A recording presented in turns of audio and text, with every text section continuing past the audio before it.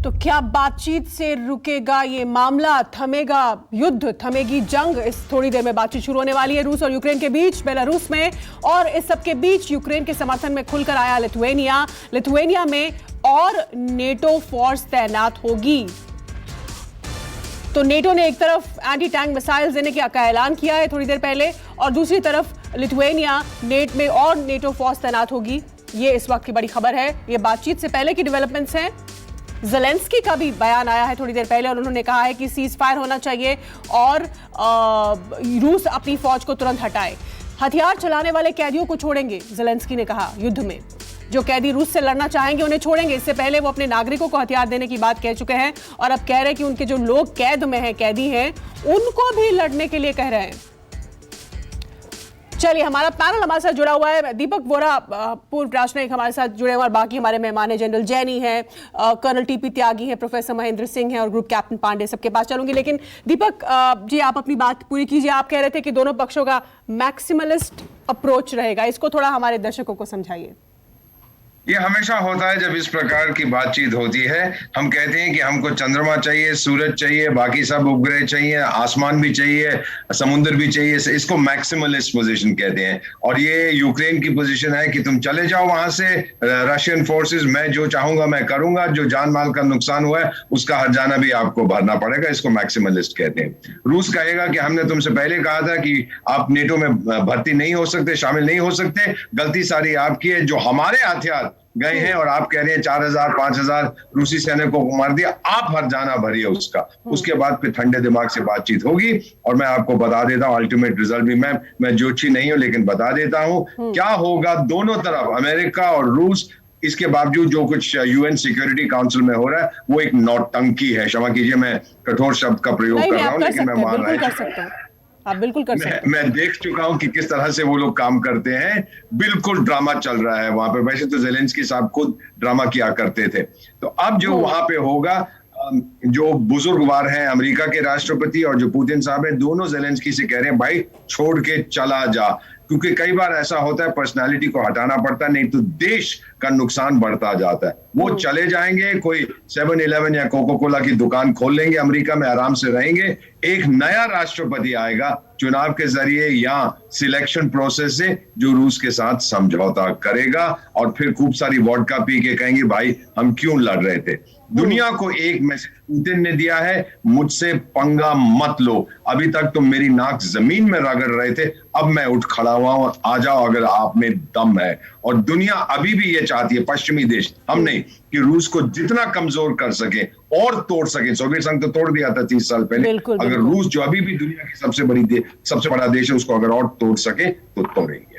अब दीपक जी, बाकी लोगों के पास चलूंगी, लेकिन आपने एक बहुत अहम बात कही कि रूस तो चाहता ही है कि तख्ता पलट हो, ज़ेलेंस्की जाए और रूस की पसंद का राष्ट्रपति काबिज हो वहां। आपने कहा कि अमेरिका भी ये चाह रहा है अब, या बिहाइंड द सीन्स? अमेरिका ने ये नहीं कहा। अमेरिका ने ये कहा था उसको कि आप चले जाओ वहां से, आप आ जाओ मेरे पास, अपने दादाजी या पापा जी जो भी हैं, जो बाइडेन साहब, मेरे पास आ जाओ, मैं आपका ध्यान रखूंगा। यहाँ पर कहा था चले जाओ इस समय। मैम, एक अंग्रेजी में कहावत है, if you run away at least you live to fight another day. किसी और दिन आप लड़ सकते हो। शुरू में तो वो कह रहा था मैं मरते दम तक लड़ूंगा, फिर नेटो के साथ बातचीत हुई, वहां रोने लगा, फिर कहता मैं अपने जो नागरिक है उनको हथियार दे रहा हूं, अब कैदियों को भी हथियार दे रहा है। ये नौटंकी नहीं तो क्या है मैम? एक सिपाही बनाने में बहुत समय लगता है। उसको आपने राइफल दे दी, पूछा कि तेरे को चलानी आती है, बोला नहीं, तो क्या करेगा जी, धूप में रख दूंगा, अपने आप चल जाएगी। ऐसे थोड़ा जंग लगी। और एक कॉमन सेंस नाम की चीज भी होती है, एक कॉमन सेंस नाम की चीज भी होती है। रूस जैसे दुश्मन के सामने,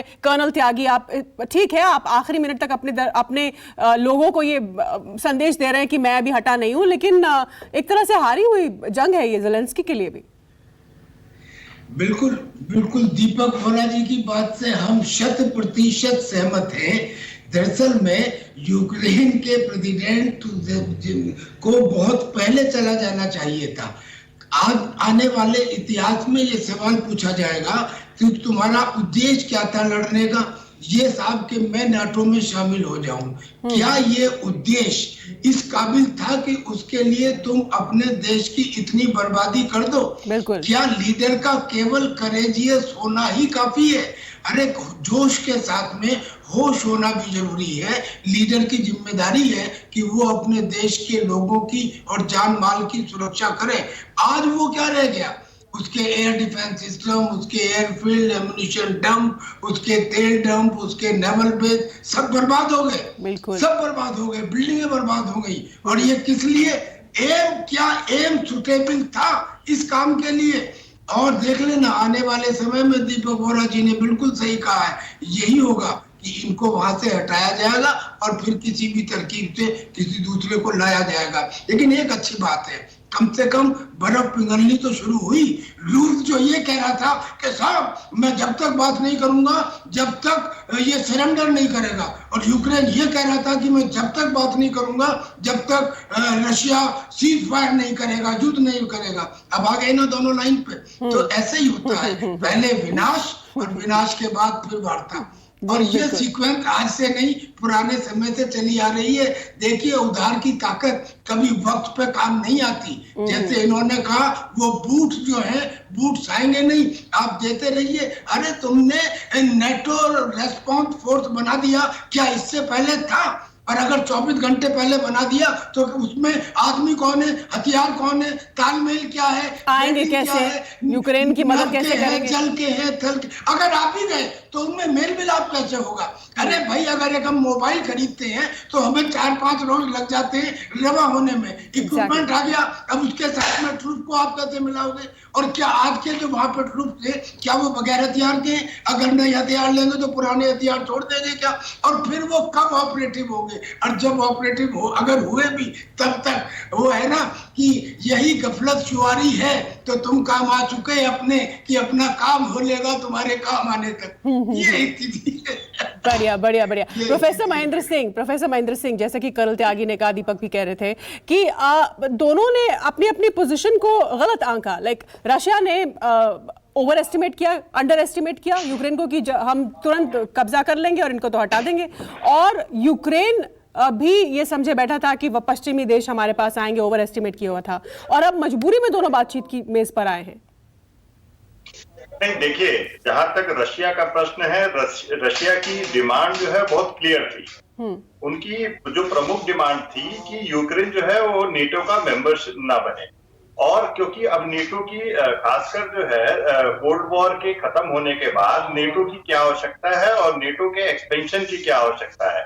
देखिए 1991 के बाद 14 मेंबर्स जो है ऐड किए जो है वेस्ट और यूएस ने एज नेटो मेंबर, और वो रशिया का एक जो है उसको अपनी सुरक्षा को लेके जो चिंता थी वो लाजमी थी। और इसीलिए पुतिन का जो स्टैंड था कि अगर जो है ये लोग रिटर्न कमिटमेंट कर दें तो ये युद्ध नहीं होता। लेकिन दूसरी तरफ अगर हम बात करें तो ये देखिए, इस पूरे जो कॉन्फ्लिक्ट है इससे फायदा जो होने वाला है वो रशिया और अमेरिका दोनों के जो मिलिट्री इंडस्ट्रियल कॉम्प्लेक्स है उनको फायदा होने वाला है। जो आम नमस्कार, मैं हूं मानक गुप्ता। अगर आपको हमारा ये वीडियो पसंद आया हो तो इसे लाइक और शेयर जरूर करें, और हाँ, हमें सब्सक्राइब और फॉलो करना ना भूलें ताकि आप देश और दुनिया की कोई खबर मिस ना करें। चाहे कोई ब्रेकिंग न्यूज हो या कोरोना वायरस से जुड़ी कोई भी अपडेट, पॉलिटिक्स हो या आपकी जेब से जुड़ी कोई खबर, इलेक्शन की कोई न्यूज हो, कोई कंट्रोवर्सी हो या फिर कोई वायरल वीडियो, सब कुछ मिलेगा न्यूज़ 24 पर। तो जुड़े रहिए हमारे साथ और देखते रहिए न्यूज़ 24।